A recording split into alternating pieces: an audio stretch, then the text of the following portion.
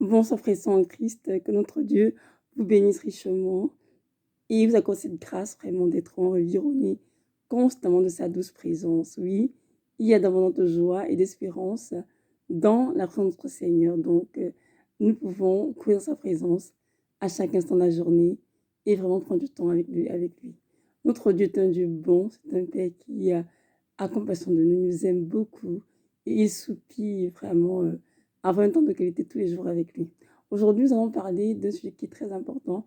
Il s'agit du repas du Seigneur. Il y en a qui appellent ça la Sainte Seine, d'autres c'est le service de communion pour l'Église catholique. Oui, nous allons en parler parce que c'est un point très important qu'il faut souligner dans la repas du Seigneur, mais que semblent négliger beaucoup de chrétiens. Il y a beaucoup d'enfants de Dieu qui peuvent passer des mois sans communier le Seigneur. Il y en a qui sont des années, j'en ai vu, et ça ne les dérange pas. Je viens vous dire que si dans cet état, ce n'est pas normal. Pourquoi? Parce que le Seigneur nous a exhortés avant sa mort. Il n'a mangé pas que ses disciples. Il a exhorté tous ses disciples à faire le repas du Seigneur en sa mémoire pour nous rappeler la mort et la résurrection du Christ. Donc, nous sommes appelés à le faire continuellement. Et dans Jean 6, le Seigneur lui en personne enseigne là-dessus. On va lire ensemble Jean 6, verset 51. Ça dit ceci. Moi, je suis le pain vivant qui est descendu du ciel. Si quelqu'un mange de ce pain, il vivra pour l'éternité. Et le pain que je donnerai, c'est ma chair que je donnerai pour la vie du monde. Amen. On sera d'abord là. Donc, Jésus-Christ est effectivement le pain vivant du ciel. Et il nous exercerait sa chair. Il s'agit de nous montrer qu'il donnerait sa chair pour nous racheter la mort de l'enfer, ce qu'il a fait au temps sans Christ à notre place. Que ce soit bien clair. Ici, n'est pas question de dire comment la chair humaine, non, loin de là. Parce qu'il y a des gens qui ont des interprétations, je dirais, grotesques dans ce sujet, mais ce n'est pas ça. D'ailleurs, verset 52. On continue la lecture. J'insiste toujours. Les Juifs, donc, discutaient entre eux et disaient: comment peut-il nous donner sa chair à manger? Et Jésus-Christ leur dit: amen, amen, je vous le dis. Si vous ne mangez pas la chair du Fils de l'homme et ne buvez pas son sang, vous n'avez pas la vie en vous-même. Amen. Dans verset 52, les Juifs qui étaient là se disaient entre eux: mais comment est-ce qu'on mange la chair humaine? Ça n'a aucun sens. Ils avaient raison. Mais Jésus leur dit ceci: je lui dis en vérité, qu'est-ce qu'il mange ma chair? Il va mon sein dans la vie en lui-même. Et qui veulent en fait des éléments qu'on ferait de manière symbolique pour tenter son corps et son sang.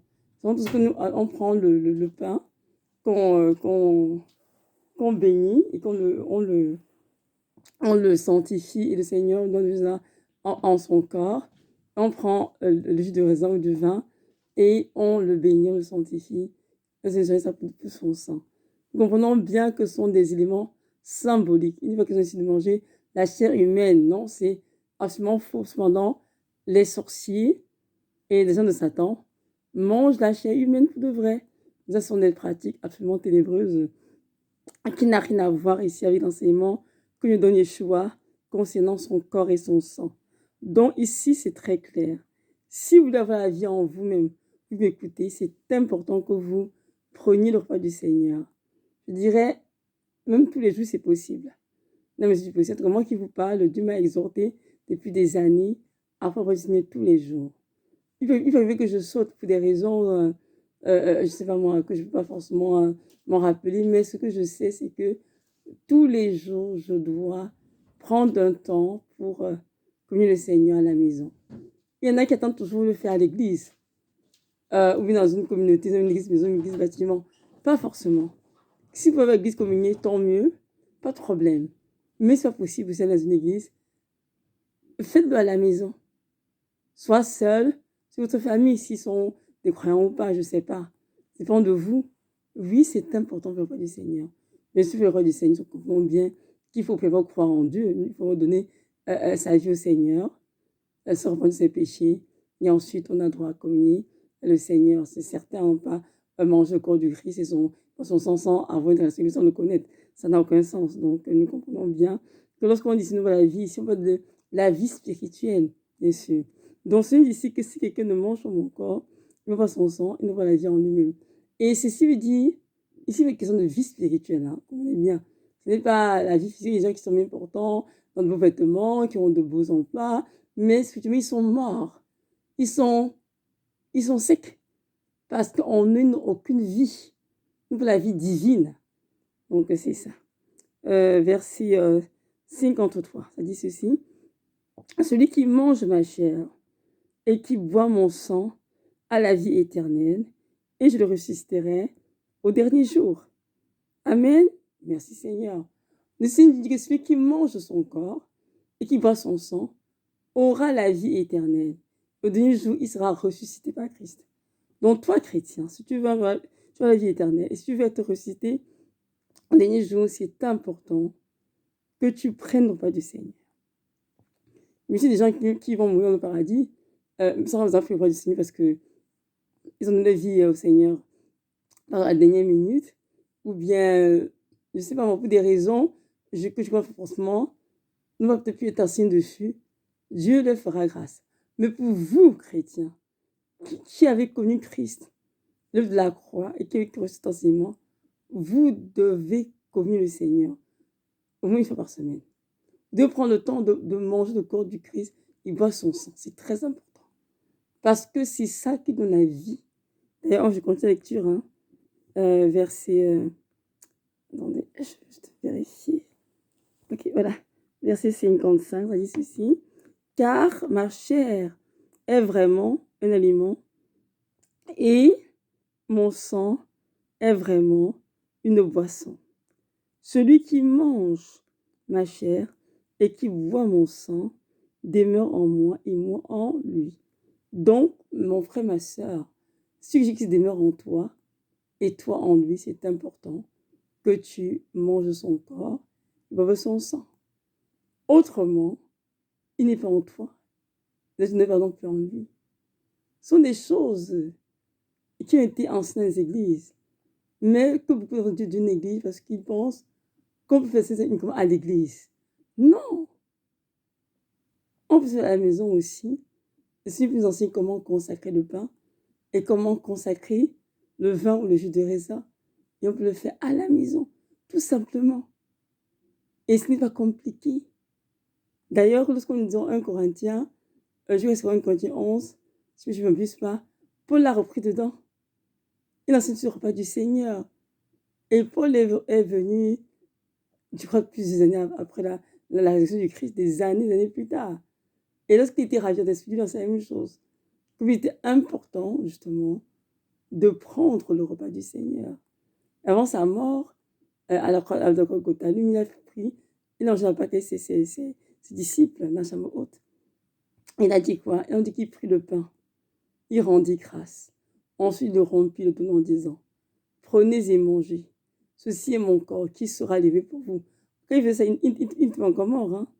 Il a pris la coupe, il a béni, il a rendu grâce. Et il a dit, prenez et buvez. Ceci est mon sang, le sang de l'alliance qui sera versé pour vous, pour la rédemption de plusieurs, pour la rémission des péchés. Amen. Et une fois qu'il était donc crucifié, on doit donc reprendre la même phrase en disant, Seigneur Jésus, selon ton corps qui a été brisé à Golgotha pour nous. Amen. Et ton sang qui a été versé pour nous. Donc, pour nous faire besoin de nous, en répétant les paroles du Seigneur, tout simplement avec foi, avec humilité. Et le Seigneur va bénir ce tour-là. Et finalement, durant la Sainte, son corps va se matérialiser, ainsi que son sang. Pas à nos yeux physiques, bien sûr, mais à nos yeux spirituels, c'est ce qui est là, en fait. Donc, mes frères et sœurs, je vous encourage vraiment à écouter cet enseignement, à prier vous-même afin que Dieu se révèle à vous et que vous puissiez le mettre en pratique. Parce qu'il y a beaucoup de Dieu qui triment, même aller de gloire en gloire, qui ont de la difficulté à être vraiment comme le Seigneur, être vraiment connecté au Seigneur, parce qu'ils négligent la Sainte Seine, ou bien repas du Seigneur, ou bien communion dans l'Église catholique. Peu importe le thème, c'est la même chose. Ce que je vais dire, c'est que parfois on pense que la vie divine est ailleurs, mais dans ces choses qui semblent peut-être, comment dirais-je, rien à nos yeux, mais qui sont très importantes pour le Seigneur. Parce que Dieu se manifeste véritablement ce qu'on fait. Même si nous, je ne vois pas ce qui se passe, des choses se prennent place, assurément. Et pour ceux qui connaissent aussi le Saint-Sacrement, qui ont l'habitude de visiter, savent très bien qu'il y a des miracles qui prennent place aux gens visitent le Saint-Sacrement. C'est quoi? C'est juste le pain qui était béni, consacré au corps du Christ. Et de ce pain, Jésus qui réside dedans, et dans ce pain, il réside une puissance incroyable. Donc, mes frères et sœurs, nous marchons par la foi, non par la vue. Amen. Alors, allez à la maison avec cet enseignement, priez dessus, le Seigneur vraiment se révéler à vous et donner cette grâce vraiment d'apprendre à faire la communion à la maison, si c'est possible. Bien sûr, si vous avez une église aussi, tant mieux, c'est très bien. Faites avec vos frères en Christ, avec, je ne sais pas trop, le pasteur, ou même pour ceux qui vont dans nos églises, les prêtres, je ne sais pas trop. Faites tous la messe. Ce que je peux vous donner comme conseil, c'est juste de vous assurer que les personnes avec qui vous communiez, vous faites votre Seigneur ensemble, on met des cœurs à Christ, et que si vous ne savez pas, au notre Dieu. Ça, c'est très important. Oui. Parce que si vous communiez avec des gens qui servent des idoles, et des gens qui servent peut-être Satan, mais disent juste pour faire la face que c'est Jésus, vous êtes en communion avec les démons et non avec le Jésus qui est le Saint-Esprit. Donc faites très attention. Et ces choses, Dieu va vous les révéler lui-même dans la prière. Donc avant de vous attacher à une assemblée, avant de commencer à vouloir prendre la Sainte Seine avec ces personnes-là, dites au Seigneur, c'est quoi l'état d'âme de cette assemblée? C'est que l'état d'âme du pasteur, de ceux qui consacrent, pas du Seigneur, c'est très important. Et le Seigneur Dieu de puissant, qui nous aime, et non, qui désire qu'on lui obéisse, va se révéler à vous clairement. Il va te dire, mon enfant, méfie-toi, sors de là. Il va te dire, mon enfant, je te donne mon information, vas-y, communique avec ces personnes-là. C'est très important parce que durant ce temps, comme je vous ai dit, au temps du roi du Seigneur, même si nos yeux ne voient rien, il y a beaucoup d'échanges qui se passent spirituellement. Et les gens qui communient avec les personnes qui pratiquent des ténèbres ou la sorcellerie sont en communion avec les démons, malheureusement. Et c'est extrêmement dangereux. Amen. Donc voilà, mes frères et sœurs en Christ, que notre Dieu vraiment nous bénisse. Il a toutes ces grâces de ne pas relâcher, malgré la persécution, malgré le rejet, malgré l'abandon, la tristesse et notre tribulation. Accrochons-nous fermement à Jésus-Christ de Nazareth, qui est le rocher de notre salut, et continuons de l'aimer, de l'adorer, de le servir, d'espérer en lui, de la confiance en lui. Que peu importe ce qu'il donne dans nos vies, il nous aimera pour toujours. Et bientôt, il vient de chercher ses enfants pour les ramener au paradis près de lui. Donc voilà, soyez richement bénis. Shalom, shalom.